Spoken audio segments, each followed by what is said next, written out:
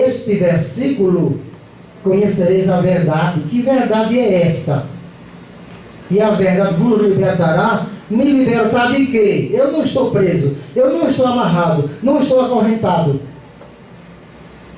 Me libertar de quê, Senhor? Eu já sou padre, eu sou o dono da verdade, eu tenho a Bíblia na mão, eu posso pregar onde eu quiser. Eu não estou amarrado, não estou preso, não preciso me libertar de nada.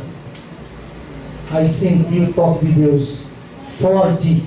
João 5, 39, 40. João 5, 39, 40. Examinais as Escrituras, cuidando de ter nelas vida eterna. Mas vós não vindes a mim para ter vida, porque são elas que dão testemunho de mim. Eu quero dizer aos irmãos que eu estou usando a Bíblia Católica. Por que eu estou usando a Bíblia Católica? Porque onde eu prego por aí tem católicos presentes. E pode ser que algum católico presente, ouvindo a minha pregação, se sinta ferido pelas palavras que eu vou ler, que eu estou lendo na Bíblia. E por isso que eu uso a Bíblia Católica, porque quem chegar em casa e quiser, por curiosidade, folhear, encontrar alguma coisa que eu disse fora da Bíblia, não vai encontrar. Tudo que eu direi aqui é dentro dessa palavra, a Bíblia Católica, a Bíblia mais usada pelos padres e pelos bispos, a edição de Jerusalém.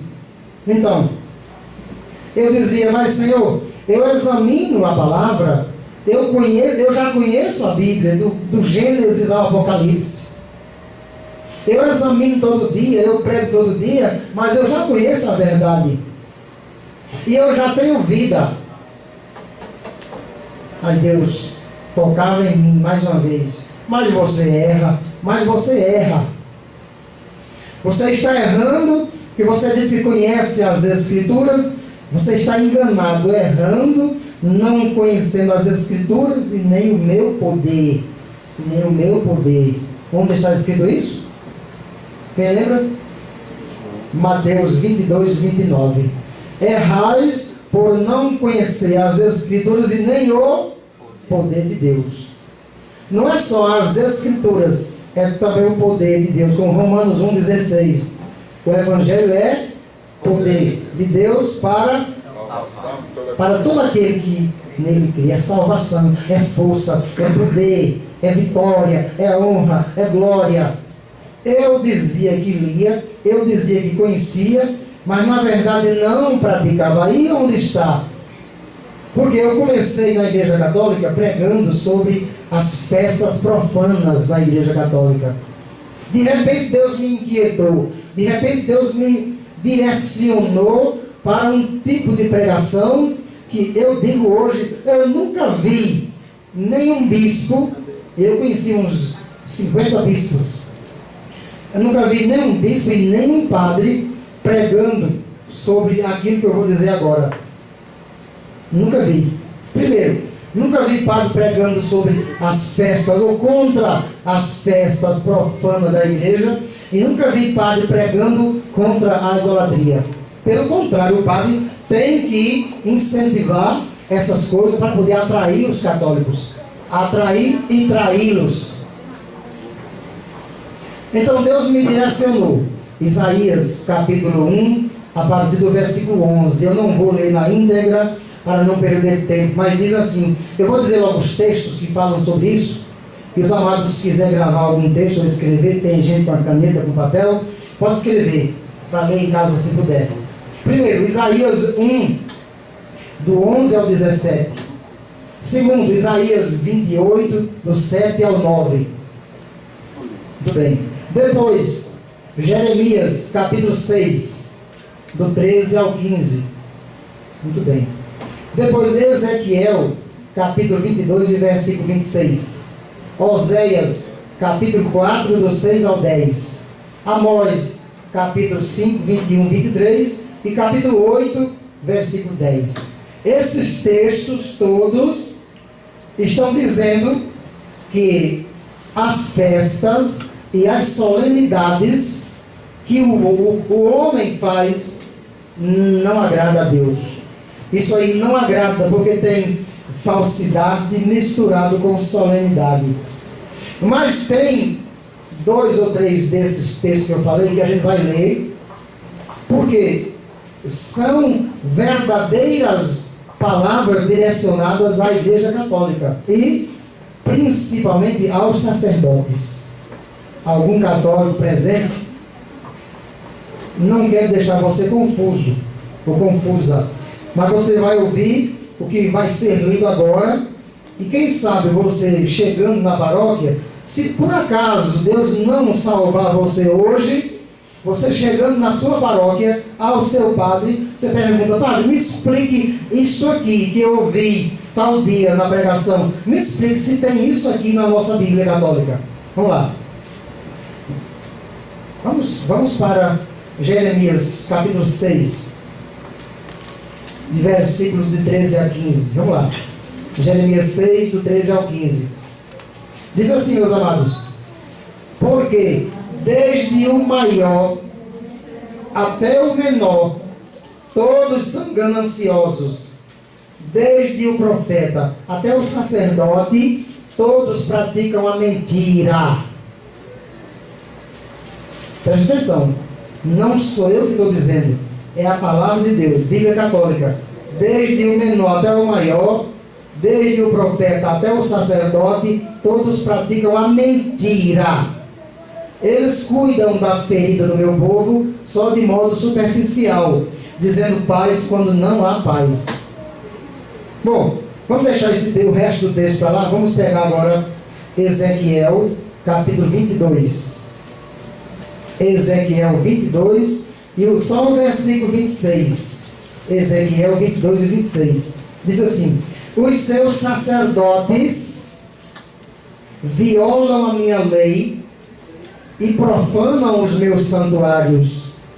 Não fazem distinção entre o sagrado e o profano, e não ensinam a diferença que há entre o impuro e o puro. Desviam os olhos dos meus sábados e eu sou desonrado entre eles. Mas vamos pegar um texto mais polêmico ainda. Preste atenção, porque isso fala dos sacerdotes.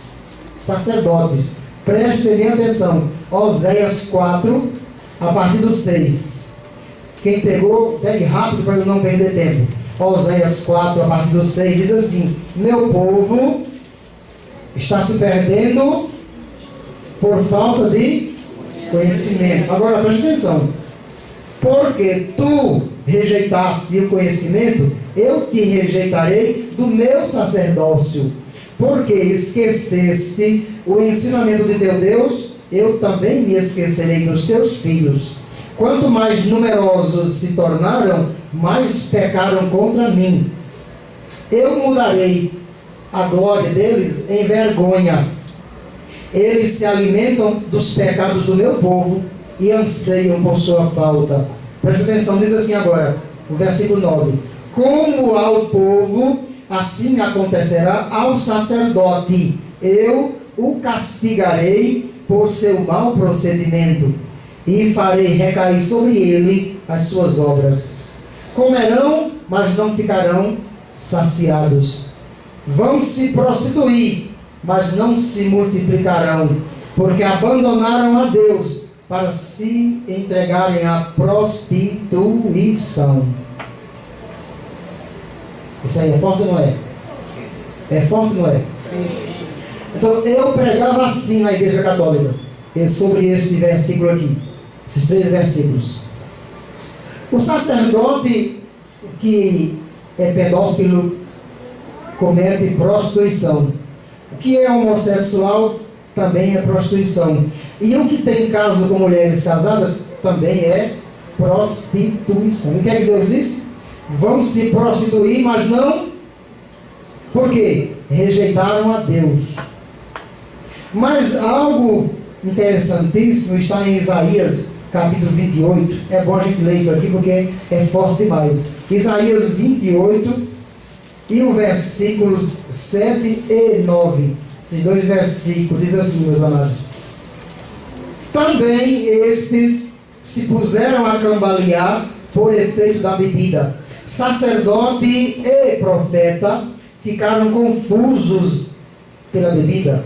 Ou seja, pode colocar aqui até um sinônimo, ficaram bêbados. Porque confuso significa bêbados. Ficaram confusos pela bebida. Sacerdote e profeta divagaram sob o efeito da bebida.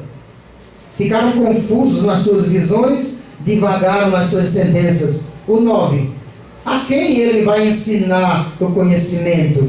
A quem ele vai se fazer entender pelo que diz? Então eu pregava assim: o sacerdote prega na igreja, prega no altar contra as drogas, exortando, aconselhando para aquele pai, para aquele jovem, aquela pessoa deixar o vício da bebida. E tem sacerdote que bebe. Tem sacerdote que eu já vi celebrando a missa bêbado. E como é que ele vai ter moral para exortar, para pregar a palavra, para fulano deixar de beber? Então não tem moral. E quando eu falei isso na igreja, muitas pessoas já ficaram com raiva de mim. Isso foi nos meus 3 anos de padre.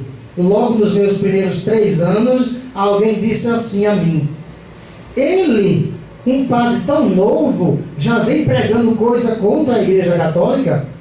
Ele está doido, o bispo vai tirar a batina dele.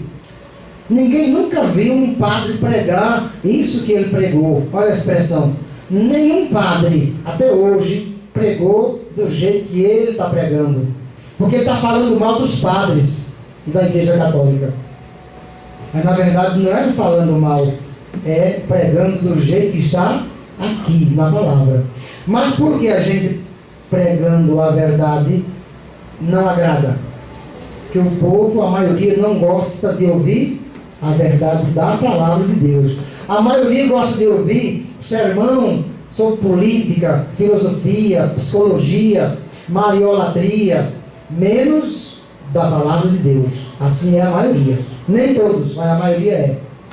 Eu senti na pele, eu sofri na alma a rejeição daquelas primeiras cidades onde eu preguei sobre isto. Mas isso foi só uma colherzinha de chá. Foi uma portinha pequenininha, aberta. Uma porta estreita, aberta para mim. Por quê? Quando eu saí dessas cidades primeiras, que eu não vou dizer o nome delas, mas o irmão sabe, o irmão Chico Rocha sabe. Quando eu saí dali, rejeitado pelo povo, caluniado, eu disse: agora eu vou para outras cidades. O bispo me colocou em outras cidades, eu vou pregar a verdade que Deus manda pregar. E agora o povo vai aceitar que o povo daquelas cidades são diferentes. O povo é diferente desse povo aqui. As pessoas lá são diferentes dessas pessoas aqui. Lá vão me aceitar, lá vão me compreender, lá vão obedecer a palavra de Deus. E quando eu cheguei lá, para minha grande decepção, foi pior do que nas primeiras. Porque eu não preguei somente contra as festas profanas da igreja católica. Eu comecei a pregar contra a idolatria. Glória a Deus. De repente, assim, sem eu querer, não era da minha vontade, era um impulso, era uma inquietação que vinha de lá de cima. Deus me questionando e Deus me impulsionando a pregar contra a idolatria dentro da igreja católica. Meus irmãos, foi uma coisa tremenda. Mas não foi simplesmente eu chegar assim e começar a pregar. Não. Aconteceram diversos desafios. Por exemplo, em uma cidade, na sexta-feira da Paixão, eu celebrei a igreja vazia, bem pouquinha gente. E quando eu saía da igreja, uma multidão vinha chegando. E eu disse assim: vocês chegaram atrasados, vocês perderam a celebração. Disseram a mim: nós não viemos para a celebração, nós viemos para fazer a procissão com o Senhor morto. E eu fiquei chateado. E eu disse no domingo seguinte, eu disse: olha, eu quero pregar agora para vocês que fazem procissões com o Senhor morto. Eu quero pregar para vocês. Lucas 24 e versículo 5. Diz assim, meus amados: o anjo diz às mulheres: